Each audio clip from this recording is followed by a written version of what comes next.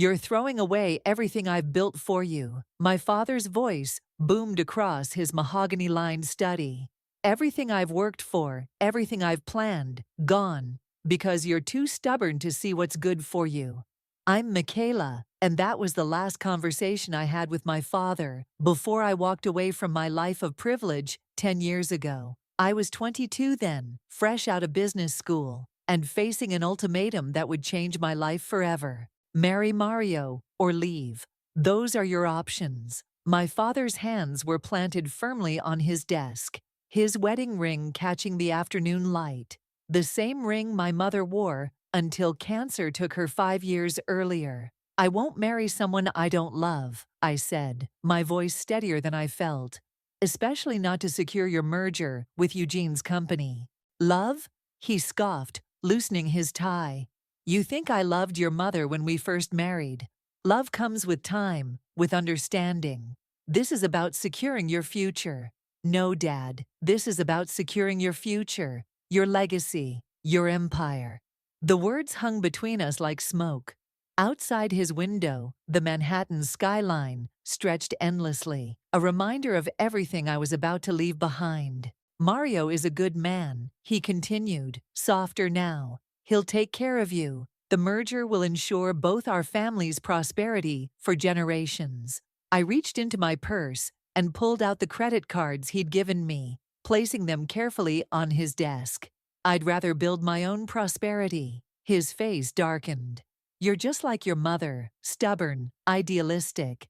"Thank you," I said, meaning it. "That's the nicest thing you've said to me in years." London was waiting outside in her beat-up Honda Civic, all my essential belongings crammed into 2 suitcases in her trunk. She rolled down the window as I approached, her face etched with concern. "You okay?" she asked as I slid into the passenger seat. I nodded, not trusting my voice just yet. The security guard who'd known me since childhood gave me a sad wave as we drove past the gates of my childhood home. "Where to?" London asked, turning onto Fifth Avenue. "Anywhere but here."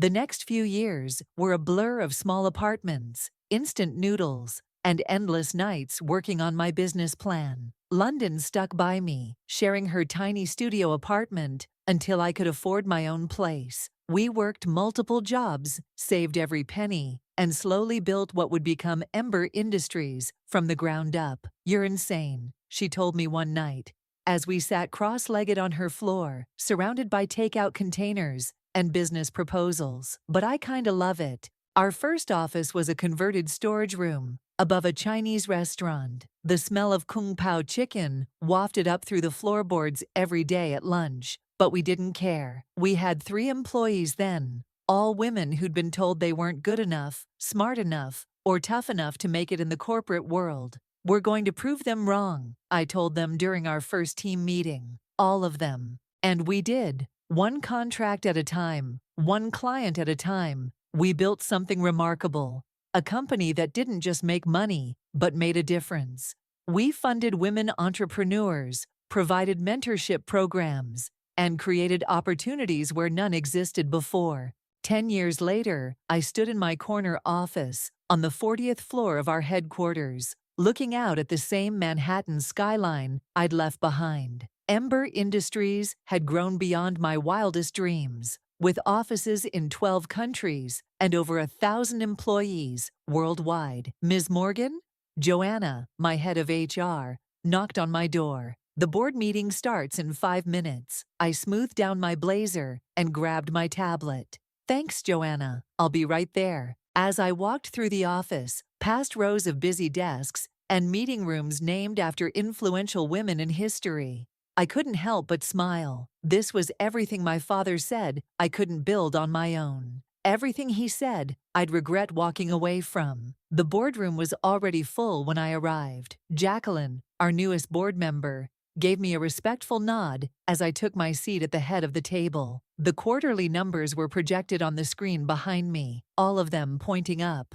"Shall we begin?" I asked, opening my presentation. Little did I know that fate had a twisted sense of humor.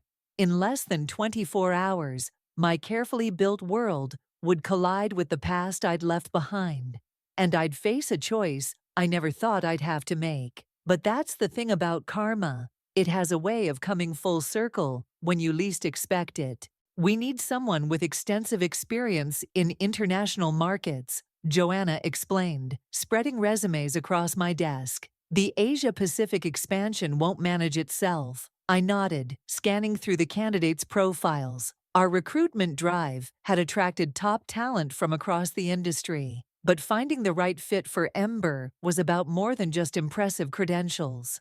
What about this one? London pointed to a resume, her coffee cup precariously balanced on the edge of my desk. 20 years of experience in market expansion, speaks 3 languages. Put it in the maybe pile, I said, reaching for another folder. We need someone who understands our company culture. Someone who... A knock at the door interrupted us. Jacqueline strode in, her heels clicking against the hardwood floor. The investors are getting antsy about the expansion timeline, she announced without preamble. They're worried we're moving too fast. Too fast?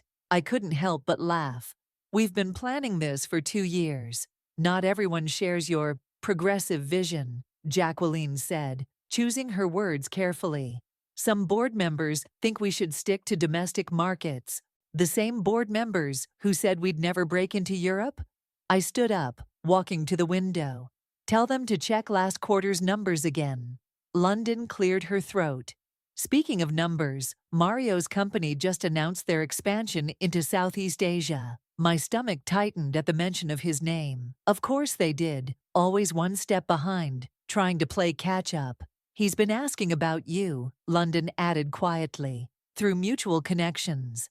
Well, he can keep asking. I turned back to Joanna. How many candidates are we interviewing this week? 15, she replied, checking her tablet. Including a last-minute addition. Very interesting profile. Former CEO of a mid-sized corporation. Looking for a fresh start after some setbacks. Setbacks? I raised an eyebrow. Company went bankrupt last year, but his experience is impressive, and he seems genuinely interested in our mission. Everyone seems genuinely interested when they need a job, Jacqueline interjected. We can't afford to be someone's redemption story. I picked up another resume, but my mind wandered to my own redemption story. How many doors had been slammed in my face before I finally broke through?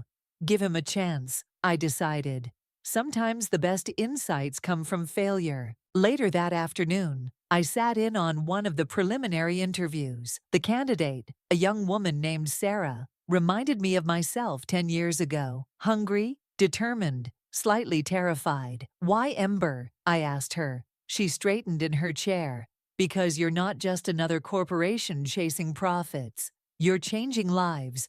When I was starting out, no one would give me a chance. The major firms said I was too young, too inexperienced, too female. I exchanged glances with Joanna. And now I run my own consulting firm, small but growing, and I want to be part of something bigger, something that helps other women like me. You're hired, I said immediately. Joanna's eyes widened. Don't we need to trust me on this one? I stood up, extending my hand to Sarah. Welcome to Ember. After Sarah left, practically floating with excitement, Joanna lingered behind. That was impulsive, even for you. Sometimes you just know, I shrugged, like I knew with you. Speaking of knowing things, Joanna hesitated. That last-minute candidate I mentioned, his interview is scheduled for tomorrow morning. And there's something about his application that feels familiar. I can't put my finger on it, but my phone buzzed with a message from London. Emergency, your office, now. We'll discuss this later, I told Joanna, already heading for the door. I found London pacing in my office, her face pale. You need to see this, she said, thrusting her phone at me. It was a news article. Morgan Industries declares bankruptcy. CEO steps down. My father's company. My former future. There's more, London said quietly. Eugene Thompson is buying out what's left of the company. Mario will be taking over as CEO. The irony wasn't lost on me. The merger my father had tried to force through marriage was happening anyway, through bankruptcy, instead of wedding bells. Are you okay? London touched my arm gently. I'm fine, I said, surprising myself by actually meaning it. That's not my world anymore. But as I watched the sunset paint the sky in shades of orange and pink, a notification popped up on my computer. Tomorrow's interview schedule had been updated with the last-minute candidate's name. I felt the blood drain from my face as I read it. Sometimes karma doesn't just come full circle. It kicks down your door and demands to be let in. The morning sun cast long shadows across the lobby as I watched him through the security cameras. My father looked smaller somehow, his expensive suit replaced by something off the rack. His confident stride now hesitant. He sat alone in the waiting area, repeatedly straightening his tie, a nervous habit I remembered from childhood. He doesn't know it's your company, London reminded me, her hand on my shoulder. He thinks he's interviewing at just another corporation. Just another corporation run by the daughter he disowned, I muttered. Watching him check his watch for the third time in 5 minutes, Joanna burst into my office, slightly out of breath. I just realized why his name seemed familiar. Should we cancel the interview? No, I said, surprising both of them. But I won't be conducting it. Have Marcus from finance handle the first round. Are you sure that's wise? London asked. What if he recognizes your name on the company documents? I legally changed it to my mother's maiden name years ago. Besides, he never paid attention to the paperwork I handled anyway. The bitterness in my voice surprised even me. Through the camera feed, I watched Joanna greet him in the lobby. She was professional, polite, everything I couldn't be right now. They disappeared into the elevator, heading to the 12th floor, where our HR department conducted preliminary interviews. You're shaking, London observed. I'm angry, I corrected her. 10 years of radio silence, and now he shows up here? Looking for a job. Maybe it's the universe giving you a chance to… If you say heal, I'm docking your pay, I threatened. But there was no real heat in it. My phone buzzed with a text from Mario. Heard about your father's company. We should talk. I deleted it without responding. An hour later, Joanna returned to my office. Well, that was interesting. Define interesting. He's incredibly qualified. His experience in international markets is exactly what we need for the Asia expansion. But… She hesitated. But? He seemed broken. When Marcus asked about his previous company's bankruptcy, he actually teared up, said he'd lost everything, his company, his reputation, his family. He lost his family long before that, I snapped. A knock at the door interrupted us. Jacqueline entered, her expression concerned. The board wants to fast-track the Asia expansion. They're suggesting we bring in someone with immediate experience. Someone like Philip Morgan. My head snapped up. You know who he is? Of course I do. I've been in this industry for 20 years. The question is, do you want him knowing who you are? I stood up, walking to the window. Below, the city sprawled out like a concrete maze, each building a reminder of the empire my father had lost. The empire he'd tried to force me to marry into. Schedule a second interview, I decided, but this time I want to observe. Behind the glass, the observation room was small, designed for focus groups and market research. I sat in the darkness, watching through the one-way mirror as Marcus led my father into the adjacent room. Your experience is impressive, Marcus began, shuffling through papers. But there's a gap in your recent employment history. Yes, my father replied, his voice rougher than I remembered. My company, there were miscalculations, poor investments. I trusted the wrong people. And now you're interested in working for a company that primarily supports women entrepreneurs. Times change, he said quietly. I've learned that the hard way. My daughter. He paused, swallowing hard. She tried to tell me that years ago. I didn't listen. I pressed my hand against the glass, feeling the cool surface ground me. Tell me about your daughter, Marcus prompted, following the script I'd given him. I haven't seen her in 10 years. I gave her an impossible choice, and she chose her freedom over my control. She was right to leave. He laughed bitterly. She's probably successful now, somewhere out there, proving me wrong about everything. London squeezed my hand in the darkness. One last question, Marcus said. Why should Ember Industries hire you? My father straightened in his chair, and for a moment, I saw a flash of his old confidence. Because I've learned from my mistakes, because I understand now that the future of business isn't in forcing mergers or arranged marriages. It's in empowering people to create their own paths. I stood up abruptly, unable to watch anymore. In the hallway, Joanna was waiting with the final interview schedule. He made it to the next round, she said softly. Board interview next week. You'll have to face him eventually. I know, I replied, taking the schedule from her. And I will, on my terms this time. The universe, it seemed, had a twisted sense of timing. But this time, I held all the cards. The break room was supposed to be my sanctuary. The one place in the building where I could grab coffee without being bombarded by meetings and decisions. I hadn't expected to find my father there, staring out the window with a paper cup in his hand. "Excuse me," I said, my voice carefully neutral. "Are you here for the board interview?" He turned, and for a heart-stopping moment, I thought he'd recognize me, but his eyes swept past mine without a flicker of recognition. 10 years and a complete wardrobe change had transformed me from his rebellious daughter into just another executive. "Yes," he replied, attempting a smile. "Though I'm about an hour early. Habit from my CEO days. Always better to be early than on time." "And how did that work out for you?" The words slipped out before I could stop them. His smile faltered. "Not as well as I'd hoped." The coffee machine hummed between us, filling the awkward silence. I grabbed a cup, willing my hands not to shake as I poured. "You remind me of someone," he said suddenly. I froze. "Oh, my daughter. Something about the way you hold yourself. Confident, but—" He trailed off, shaking his head. "I'm sorry. I shouldn't be burdening strangers with personal matters."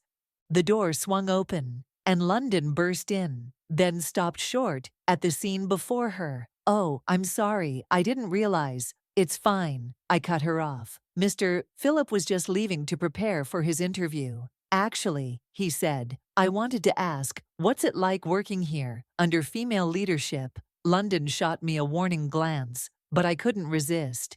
"Different from what you're used to, I imagine. We don't arrange marriages to secure business deals here." His coffee cup stopped halfway to his mouth. "I'm sorry?" "Just office gossip." London jumped in smoothly. "About other companies, of course, old school business practices." He set his cup down carefully. "Yes, old school. Like believing you know what's best for your children without ever asking them what they want." My hands were shaking so badly, I had to put my coffee down. London stepped closer to me, protective as always. "The board is ready for you," Joanna announced from the doorway, saving me from having to respond. "This way, please." As my father followed Joanna out, London grabbed my arm. "Are you okay?" "No," I admitted, "but I will be." Back in my office, Jacqueline was waiting with the board's preliminary feedback. "He's impressive," she said, without preamble. "His experience could fast-track our expansion by months." "And the bankruptcy?" "A setback, yes, but his strategy was sound. The market turned against him. It happens to the best of us." My phone buzzed again. Another message from Mario. "Your father's interviewing at Ember Industries. Small world. Dinner to discuss?" I threw the phone onto my desk. What does the rest of the board think? They're split. Half see his experience as invaluable. The other half worry about the optics of hiring a failed CEO. "And what do you think?" Jacqueline paused, choosing her words carefully. "I think you're too close to this situation to make an objective decision. I'm the CEO. Everything about this company is my decision." "Then why haven't you told him who you are?" she challenged. "Why the charade?" Before I could answer, Joanna rushed in. "We have a problem. Eugene Thompson just arrived unannounced. He's asking to speak with you." "Eugene?" "My father's old business partner, Mario's father." "What's he doing here?" "He says it's about Philip's application." And Joanna hesitated. He knows who you are. The next few minutes passed in a blur. Eugene was shown into my office, looking exactly as I remembered him. Expensive suit, perfectly groomed silver hair, and an air of absolute authority. "Michaela," he said warmly, as if we were still family friends. "You've done well for yourself. What do you want, Eugene?" "To warn you, Philip doesn't know I'm here, but he needs this job. After the bankruptcy, after everything, he's not the same man who threw you out 10 years ago. And I'm not the same woman who left, clearly." He gestured around my office. "Which is why I'm asking you to be merciful. He's lost everything, like he showed mercy to me?" I stood up. "Is that all?" Eugene sighed. "Mario misses you, you know. The merger could still happen, under different terms now. Get out." After he left, I sat in silence, staring at the family photo on my desk. Me and my mother, taken months before she died, before everything fell apart. Joanna's voice came through the intercom. "The board's ready for your final decision on Philip's application." It was time to stop hiding, time to face the past head on. "Schedule the final interview," I told her. "With me. You can't seriously be considering hiring him." London paced around my office, her heels clicking against the hardwood floor. "After everything he did?" I was staring at his application file, spread across my desk. 25 years of business experience summed up in neat bullet points. No mention of a daughter, no mention of the lives he'd tried to control. "The board wants him," I said. "His experience in Asia." "Screw his experience." London stopped pacing. "This is the man who tried to sell you off like a corporate asset." A knock interrupted us. Joanna entered with more papers. The background check came back clean. And his references, well, they're impressive. Even after the bankruptcy, people respect him. "People respected Hitler too," London muttered. "That's a bit extreme," I said, but couldn't help smiling. "The final interview is scheduled for tomorrow morning," Joanna continued. 9 a.m. "Are you sure you want to conduct it personally?" The memory of my last morning in his house flashed through my mind. I was packing my bags while he stood in the doorway, giving me one last chance to come to my senses. "I've made my choice," I'd told him then. "Then you're no longer my daughter," he'd replied. "I'm sure," I told Joanna. "It's time." Later that afternoon, I found myself in the conference room with Jacqueline, reviewing the interview questions. "These are pointed," she observed, reading through my list. "Is that a problem?" "It's unprofessional," she said bluntly. "You're letting personal history cloud your judgment. My judgment built this company. Your judgment is emotionally compromised." She leaned forward. "Listen, I get it. He hurt you, but this is business." "Everything with him was always business," I snapped. "Even his own daughter." The door opened, and Mario walked in, making my heart stop. He looked exactly the same. Tall, handsome, perfectly groomed. The man I was supposed to marry. "Hello, Michaela," he said softly. "How did you get in here? Your security needs work." He sat down, uninvited. "We need to talk about your father." "No, we don't." I stood up. "Get out."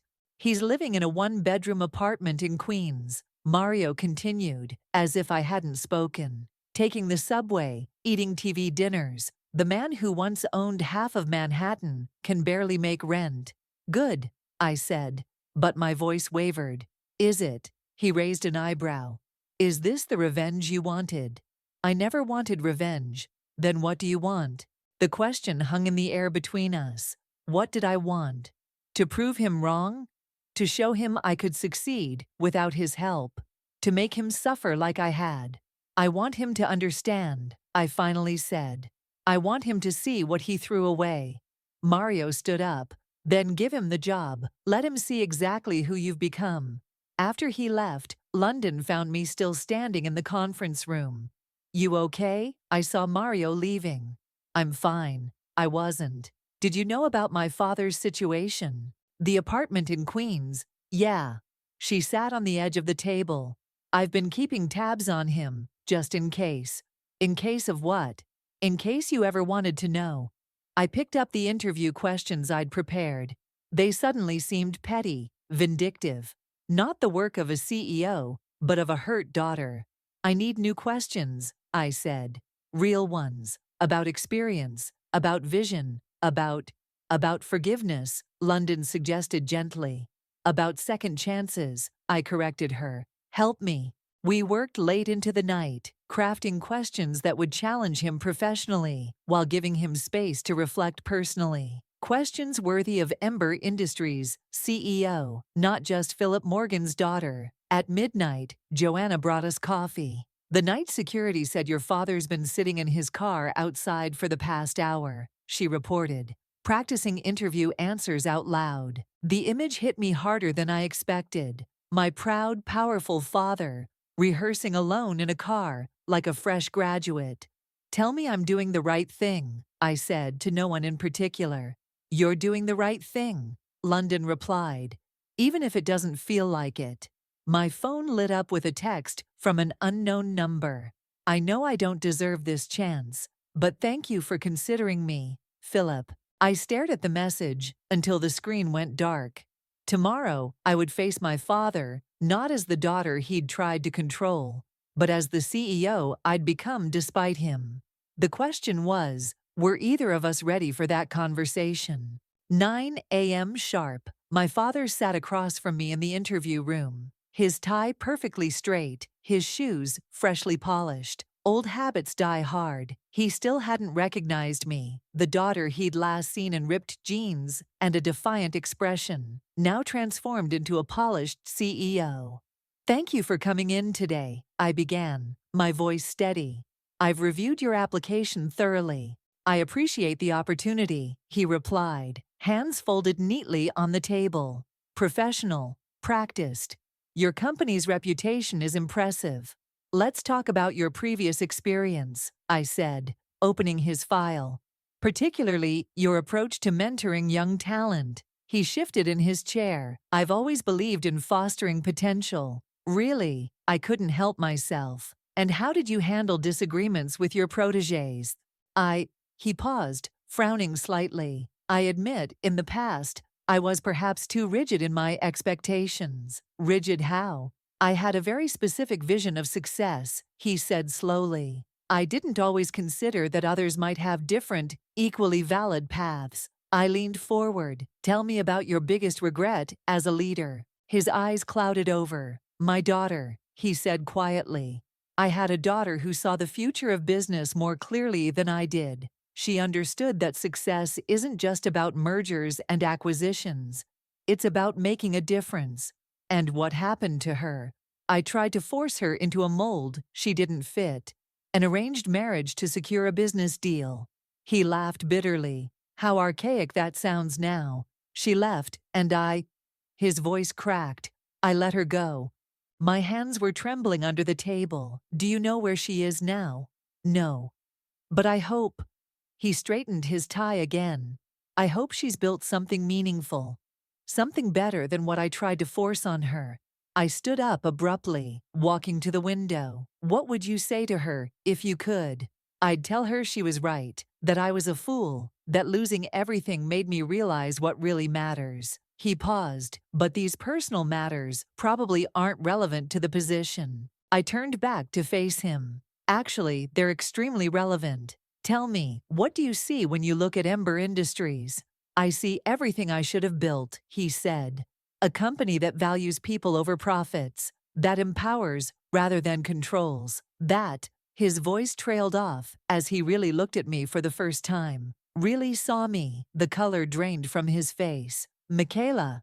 Hello, Dad. He stood up so quickly, his chair toppled backward. All this time? This is your company.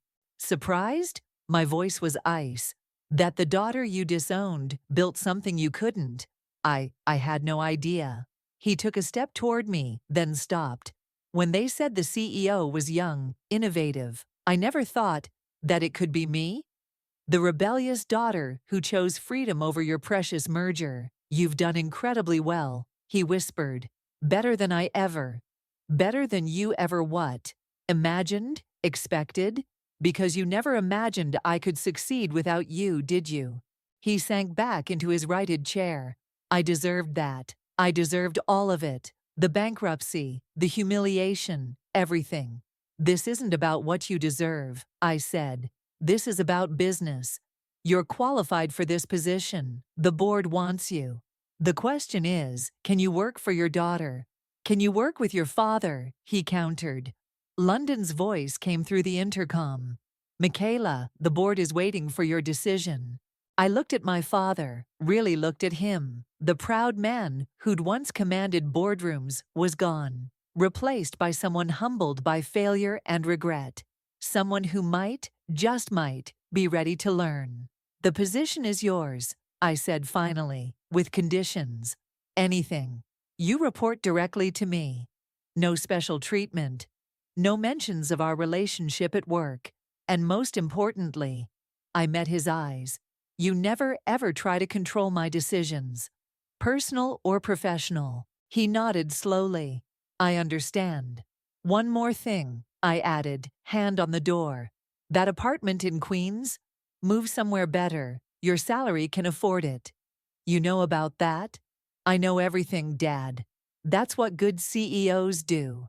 As I left the room, I heard him whisper, I'm proud of you, Michaela. I pretended not to hear him. We weren't ready for that. Not yet.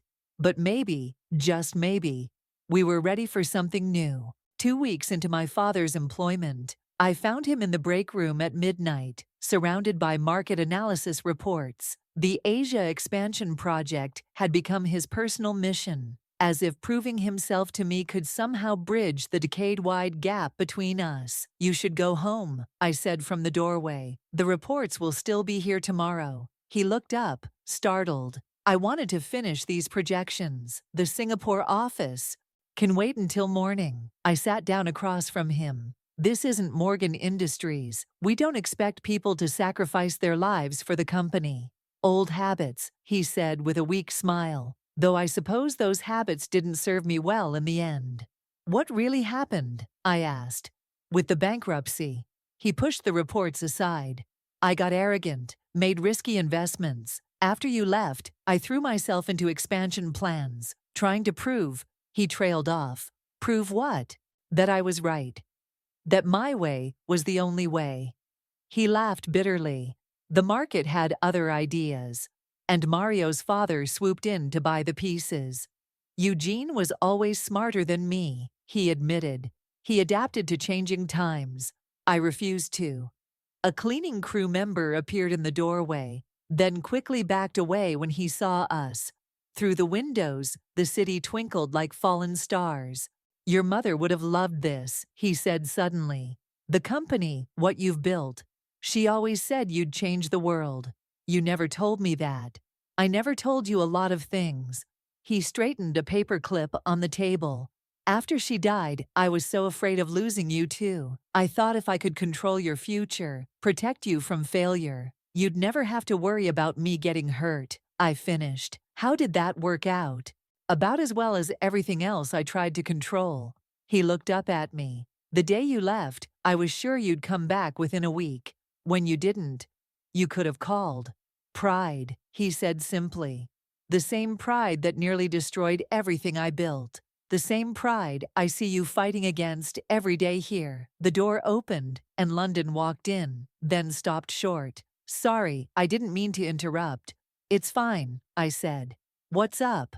Mario's downstairs, says he needs to talk to both of you. My father and I exchanged glances. Send him up, I decided. Mario entered the break room like he owned it, his confidence unchanged by the years. Philip, he nodded to my father. Michaela, what do you want, Mario? To make things right. He pulled out a chair. The merger that was supposed to happen through marriage. It can still happen, but this time as equals. Ember Industries and Thompson Global working together. You want to merge with my company? I couldn't help but laugh. Think about it, he pressed.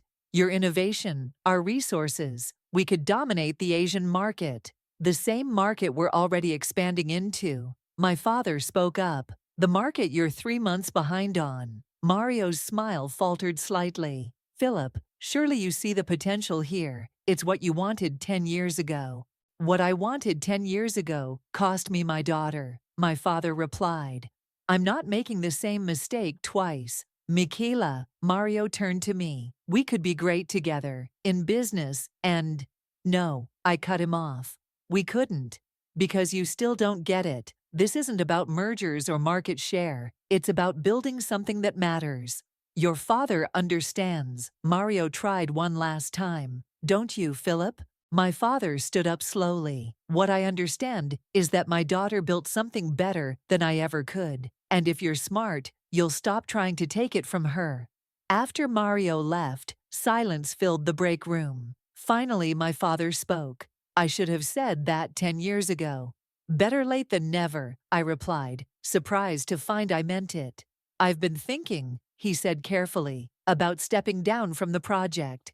What? Why? Because you don't need me. You never did.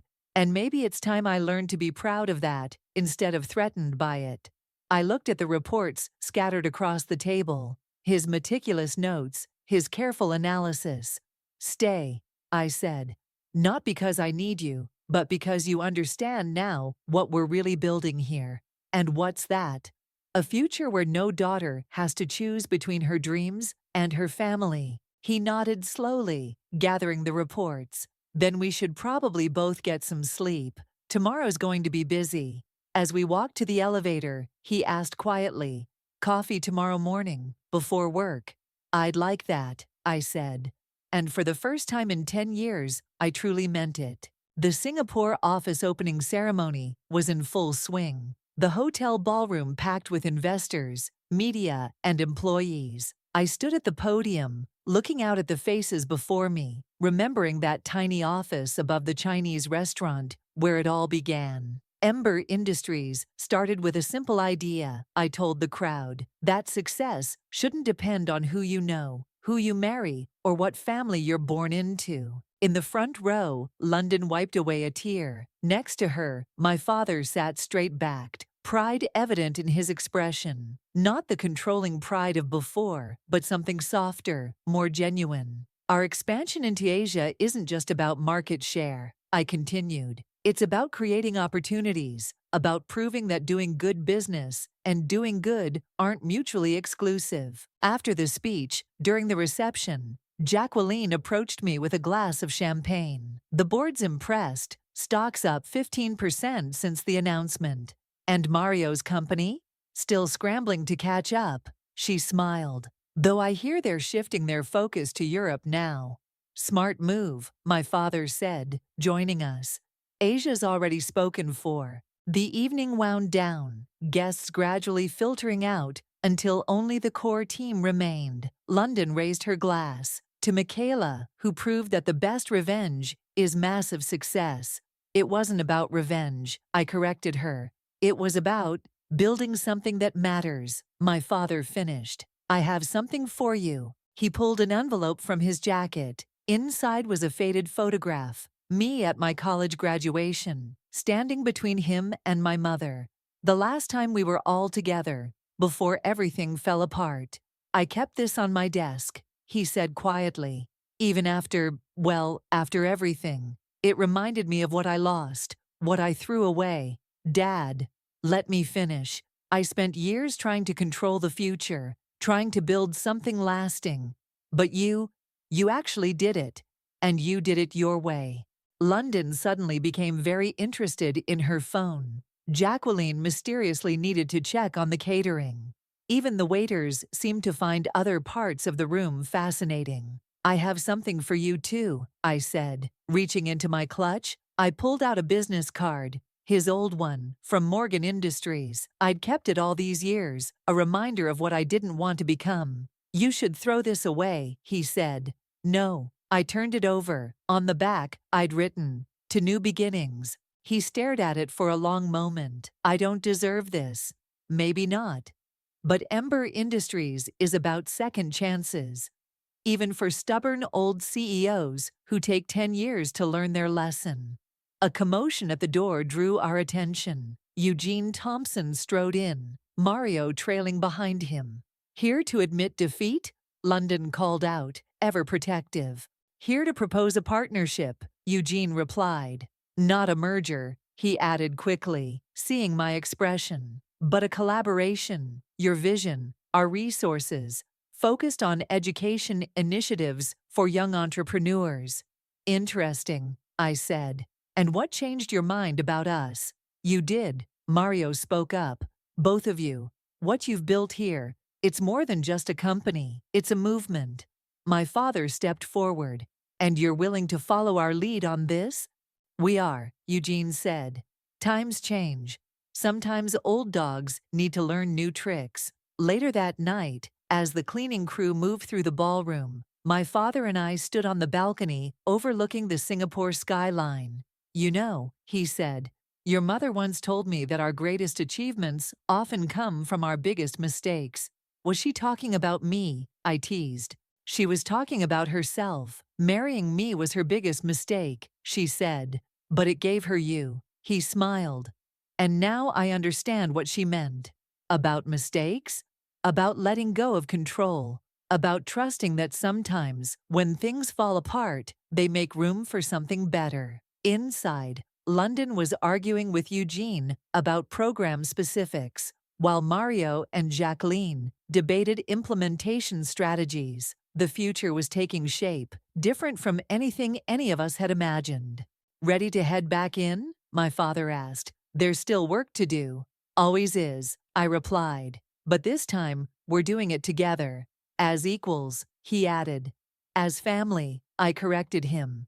We walked back into the ballroom, where London was already waving frantically with new ideas. The night was far from over, but for the first time in a decade, I felt completely at peace with where I was and who I was with. Sometimes karma doesn't just come full circle. It builds something entirely new from the pieces of what was broken.